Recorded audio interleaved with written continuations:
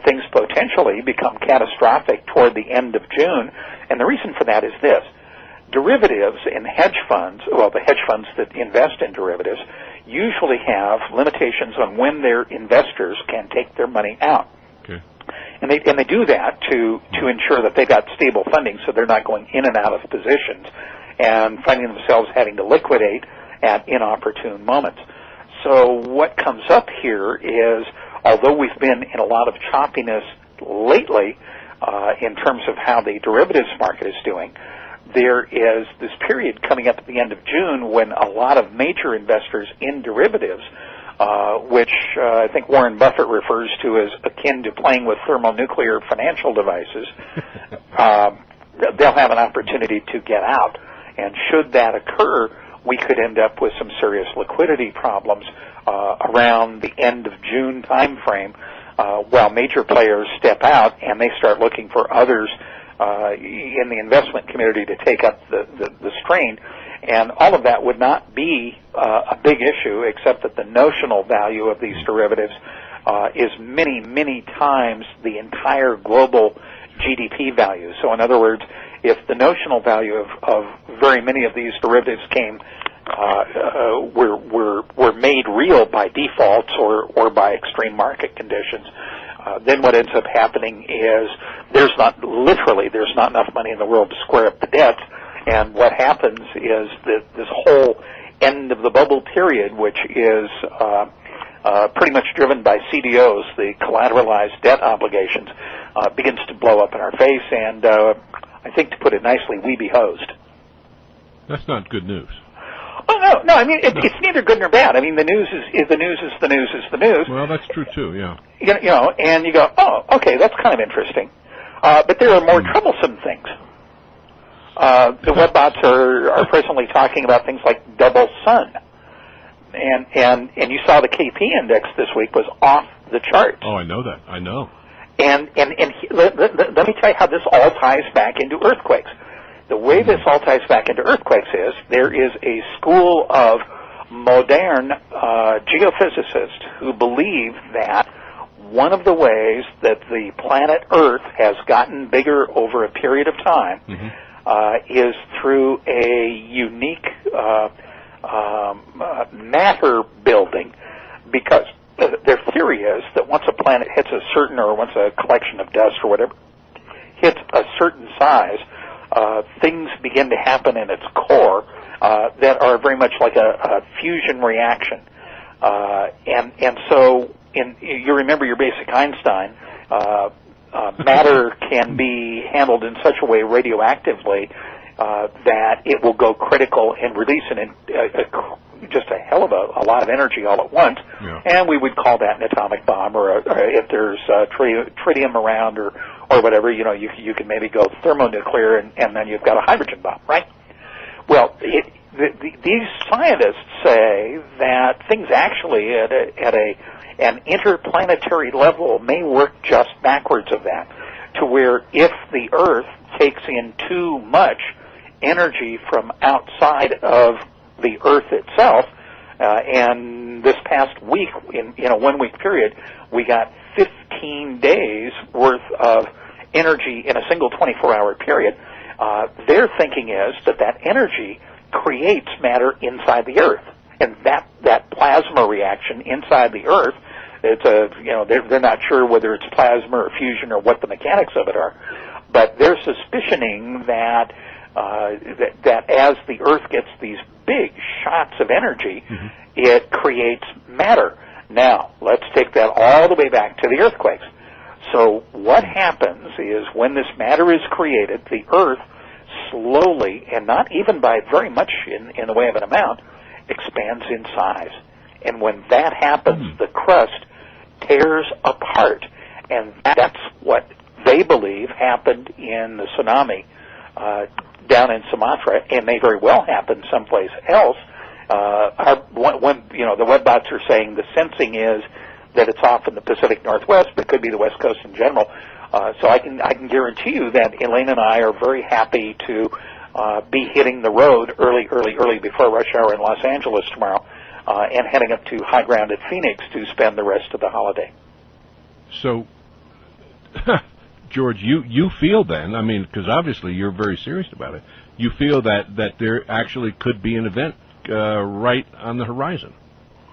Oh, if I woke up tomorrow morning and, well, one of the other things here, this is kind of an interesting one, Alex. I'll give you one other parameter on this earthquake stuff that's coming out of the box. It supposedly happens before the workday. Oh. Which means that in how we interpret model space, it should go off like between 2 a.m. and let's say 5:30 a.m. On the West Coast or West Coast kind of time. Yeah. The thing that is so disconcerting. Hey, I haven't even got to the bad news. When do I get to do that? Oh gosh. The thing I find so disconcerting is this hasn't been wrong. I mean, you guys. And Cliff with this magic froggy that he's got, tuned into these.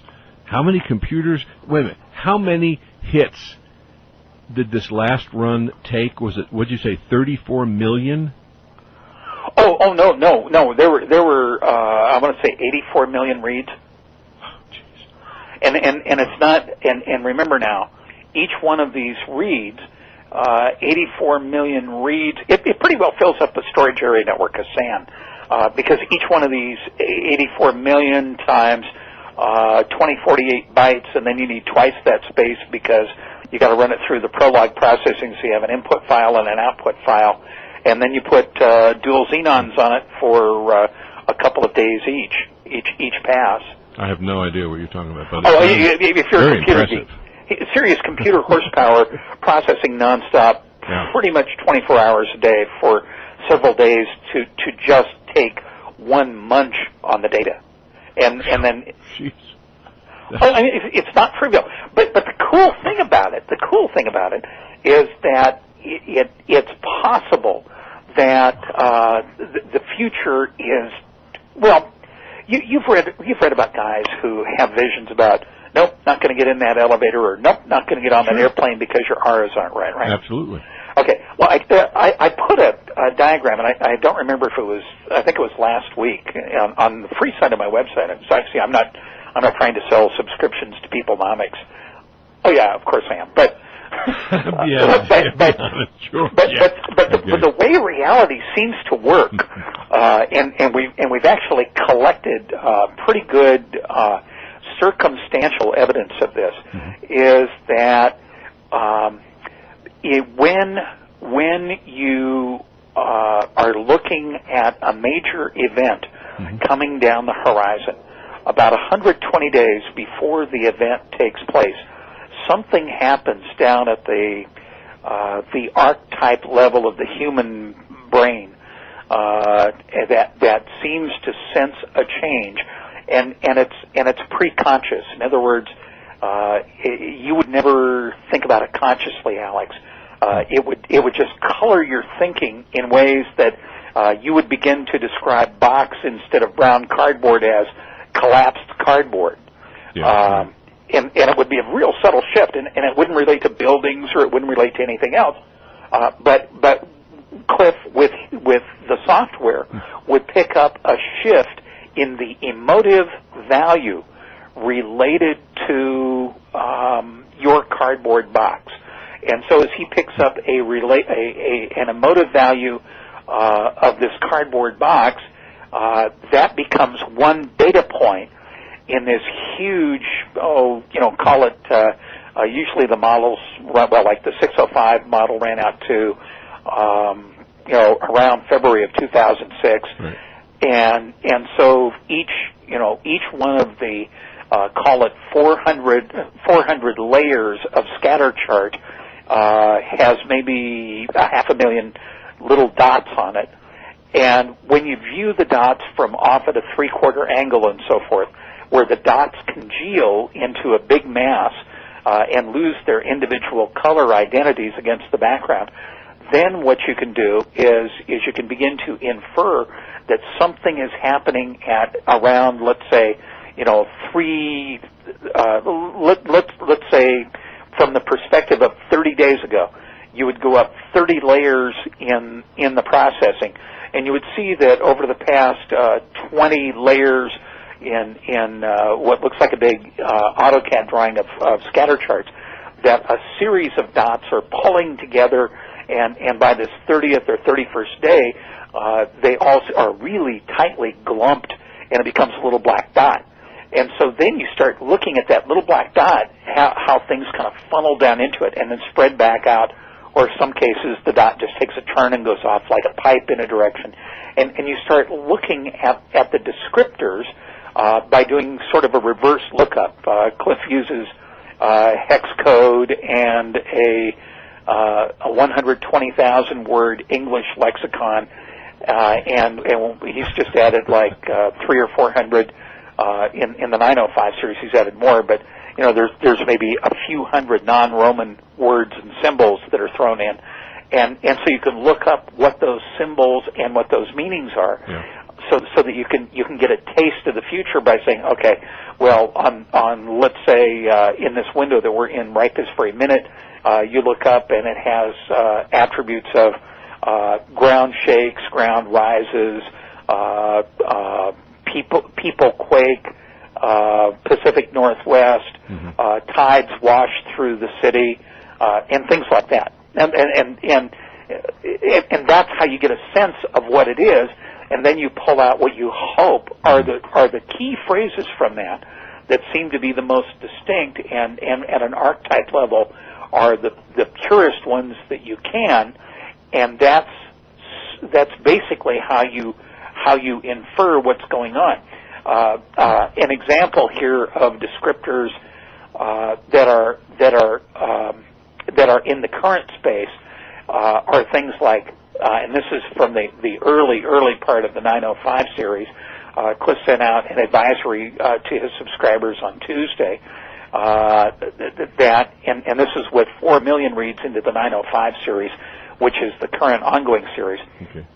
We've got descriptors like heart surges suddenly, fear response, blue, sudden, out of the blue, violent energy impact in second, mindless violence, degrades in an instant, degradation produces disintegration, use all strength, strong person silent, sudden shift, shift to blue, head ramming, breaks skull, violence damages self continuously most, unfounded footing, freeze fears, blue over green, floating, blue instant, reckless, behavior leads corpse, force manifests suddenly, earth dry, upward, running in haste, repeated exhaustions, weak muscles, toes crush, rocks fall. Yeah. Now that sounds really I-Chingish, right? Yeah, I would say so. Yeah. But what Cliff and I then sit back and do, and we banter about this for hours, trying to which news event is going to come along and fulfill all of that stuff. And just on this one, we're both a little concerned, and Cliff's quite concerned, because blue, sudden, out of the blue, and violent energy impact in second, and strong person silent, we don't know if because we don't have enough background build on the 905 series in order to put it in context yet, because it's kind of like building a chroma key for language if you understand the video concept. Now, George, this gets pretty far out there, doesn't it, Alex? Well, I'm trying to really follow it because I'm really concentrating, and I understand the end result.